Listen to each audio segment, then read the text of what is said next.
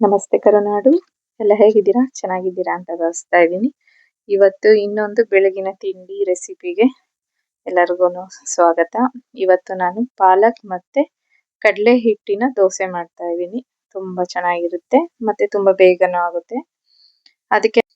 ಇದಕ್ಕೆ ನಾನು 1 ಕಟ್ ಪಾಲಕ್ ತಗೊಂಡಿದ್ದೀನಿ. ಅದನ್ನ ಬರೀ ಎಲೆಗಳನ್ನ ಬಿಡಿಸ್ಕೊಂಡು ಸಣ್ಣದಾಗಿ ಕಟ್ ಮಾಡ್ಕೊಂಡು ಹಾಕೊಂಡಿದ್ದೀನಿ.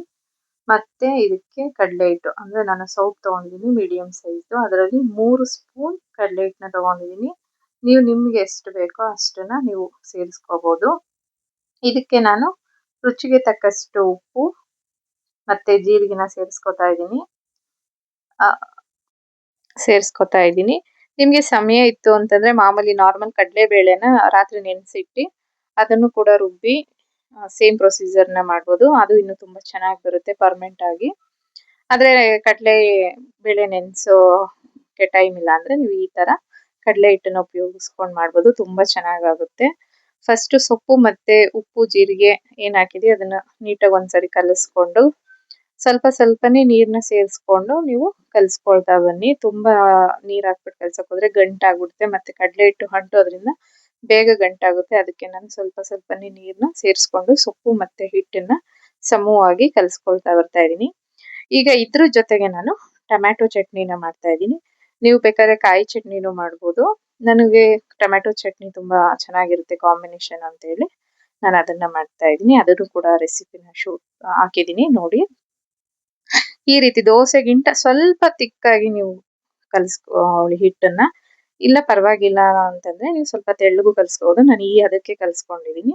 ನೀವು ನಿಮ್ಗೆ ಯಾವ ರೀತಿ ಹದ ಬೇಕೋ ಆ ರೀತಿ ಕಲ್ಸ್ಕೊಂಡು ಹೆಂಚ್ ಕಾದಿದೆ. ಬನ್ನಿ ಇವಾಗ ದೋಸೆ ಹಾಕೊಳ್ಳೋಣ. ಅಂದ್ರೆ ಇದು ಫಸ್ಟ್ ಹೆಂಚನ್ನ ಸ್ವಲ್ಪ ಚೆನ್ನಾಗಿ ಕಾಯಿಸ್ಕೊಂಡು ಮೀಡಿಯಂ ಫ್ಲೇಮ್ ಮಾಡ್ಕೊಂಬಿಡಿ. ಯಾಕಂದ್ರೆ ಇಲ್ಲಾಂದ್ರೆ ಕಡಲೆ ಹಿಟ್ಟು ಬೇಗ ಸಿಹಿಯುತ್ತೆ. ಅದರಿಂದ ನೀವು ಮೀಡಿಯಂ ಫ್ಲೇಮಲ್ಲೇ ಮಾಡಿ. ತುಂಬಾ ರುಚಿಯಾಗೂ ಇರುತ್ತೆ, ತುಂಬಾ ಬೇಗನೂ ಆಗುತ್ತೆ. ಅಪರೂಪಕ್ಕೆ ಈ ರೀತಿ ದೋಸೆನೂ ಮಾಡಿ ಚೆನ್ನಾಗಿರುತ್ತೆ. ಟ್ರೈ ಮಾಡಿ ಕಮೆಂಟ್ ಅಲ್ಲಿ ಹೇಳಿ ಯಾವ ರೀತಿ ಇತ್ತು ಅಂತ ಹೇಳಿ. ತುಂಬಾ ಸಿಲುವಾಗಿ ಬೇಕಾದ್ರೂ ಹಾಕೋಬಹುದು, ಇಲ್ಲ ಸ್ವಲ್ಪ ನಿಮ್ಗೆ ದಪ್ಪವಾಗಿ ಬೇಕಂದ್ರೂ ಹಾಕೋಬಹುದು. ಆದ್ರೆ ಫ್ಲೇಮ್ ಮಾತ್ರ ಮೀಡಿಯಂ ಫ್ಲೇಮ್ ಅಲ್ಲಿ ಇಟ್ಕೊಳ್ಳಿ. ತುಂಬಾ ಹೈ ಫ್ಲೇಮ್ ಅಲ್ಲಿ ಇಟ್ಕೊಂಡ್ರೆ ಬೇಗ ಹಿಟ್ಟು ಹಿಡಿಯೋ ಸಾಧ್ಯತೆ ಇರುತ್ತೆ. ಮತ್ತೆ ನೀವು ಬೆಣ್ಣೆ ತುಪ್ಪ ಆಯಿಲ್ ಯಾವ್ದು ಬೇಕಾದ್ರೂ ಸೇರಿಸ್ಕೋಬಹುದು, ನಿಮ್ಮ ಅನಿಸಿಕೆ ಅದು. ನಾನು ಆಯಿಲ್ ನ ಸೇರಿಸ್ಕೊತಾ ಇದ್ದೀನಿ. ಸಣ್ಣ ಫ್ಲೇಮ್ ಅಲ್ಲಿ ಇಟ್ಕೊಂಡು 1-2 ನಿಮಿಷ ಅದು ಸ್ವಲ್ಪ ಬೇಯ್ತಾ ಇದ್ದಂಗೆ ನೀವು ಸ್ವಲ್ಪ ಹೈ ಫ್ಲೇಮ್ ಮಾಡ್ಕೋಬಹುದು. ಮತ್ತೆ ಸ್ವಲ್ಪ ಸ್ಲೋ ಇಟ್ಕೊಂಡು ನಿಧಾನಕ್ಕೆ ಬೇಯಿಸ್ಕೊಳ್ಳಿ. ತುಂಬಾ ಈಕ್ವಲ್ ಆಗಿ ಬೇಯುತ್ತೆ, ಇಲ್ಲಾಂದ್ರೆ ಬೇಗ ಸೀದಂಗ್ ಆಗ್ಬಿಡುತ್ತೆ, ಮೇಲೆ ಬೇಯಲ್ಲ, ಒಳಗಡೆ ಎಲ್ಲ. ಈಗ ಸ್ವಲ್ಪ ಕೈ ಆಡ್ತಾ ಹೋಗಿ. ತುಂಬಾ ಚೆನ್ನಾಗಿ ಬರುತ್ತೆ, ಸಾಫ್ಟ್ ಆಗಿ ತುಂಬಾ ರುಚಿಯಾಗೂ ಇರುತ್ತೆ. ನಿಮ್ಗೆ ಒಂದು ಡಿಫ್ರೆಂಟ್ ಟೇಸ್ಟ್ ಕೊಡುತ್ತೆ ನಿಮ್ಗೆ ಈ ದೋಸೆ. ಒಂದ್ಸರಿ ಟ್ರೈ ಮಾಡಿ ಮಕ್ಳಿಗೆ ಕೊಡಿ, ತುಂಬಾ ಚೆನ್ನಾಗಿರುತ್ತೆ. ಮಕ್ಳು ಕೂಡ ತುಂಬಾ ಇಷ್ಟಪಟ್ಟು ತಿಂತಾರೆ. ಇವಾಗ ನಾವು ಟೊಮ್ಯಾಟೊ ಚಟ್ನಿಗೆ ರೆಡಿ ಮಾಡ್ಕೊಳ್ಳೋಣ. ನಾನು ಒಂದು ಚಿಕ್ಕ ಬಾಣಲಿ ತಗೊಂಡಿದ್ದೀನಿ. ಅದಕ್ಕೂ ಅಷ್ಟೇನೆ ಬಾಣಲಿ ಕಾಯಕ್ಕೆ ಇಟ್ಟಿದ್ದೀನಿ. ಸ್ವಲ್ಪ ಒಂದು 3-4 ಸ್ಪೂನ್ ನೀವು ಆಯಿಲ್ ನ ಆಡ್ ಮಾಡ್ಕೊಳ್ಳಿ. ಮತ್ತೆ ಅದಕ್ಕೆ ಕಡಲೆ ಬೇಳೆನ ಸೇರಿಸ್ಕೊತಾ ಇದ್ದೀನಿ. 2 ಟೀ ಸ್ಪೂನ್ ಕಡಲೆ ಬೇಳೆನ ನಾನು ಸೇರಿಸ್ಕೊತಾ ಇದ್ದೀನಿ. ಸ್ವಲ್ಪ ಕಲರ್ ಚೇಂಜ್ ಆಗೋವರೆಗೂ ನೀವು ಅದನ್ನ ಎಣ್ಣೆಲಿ ಸ್ವಲ್ಪ ಫ್ರೈ ಮಾಡ್ಕೊಳ್ಳಿ. ಇದನ್ನು ಅಷ್ಟೇನೆ ಮೀಡಿಯಂ ಫ್ಲೇಮ್ ಅಲ್ಲೇನೆ ಫ್ರೈ ಮಾಡ್ಕೊಡಿ. ತುಂಬಾ ಹೈ ಫ್ಲೇಮ್ ಅಲ್ಲಿ ಇಟ್ಟರೆ ಕಡಲೆಬೇಳೆ ಬೇಗ ಸಿಹಿಯುತ್ತೆ. ಮತ್ತೆ ನಾನು ಇದಕ್ಕೆ 3 ಟೊಮ್ಯಾಟೊ 2 ಈರುಳ್ಳಿನ ತಗೊಂಡಿದ್ದೀನಿ.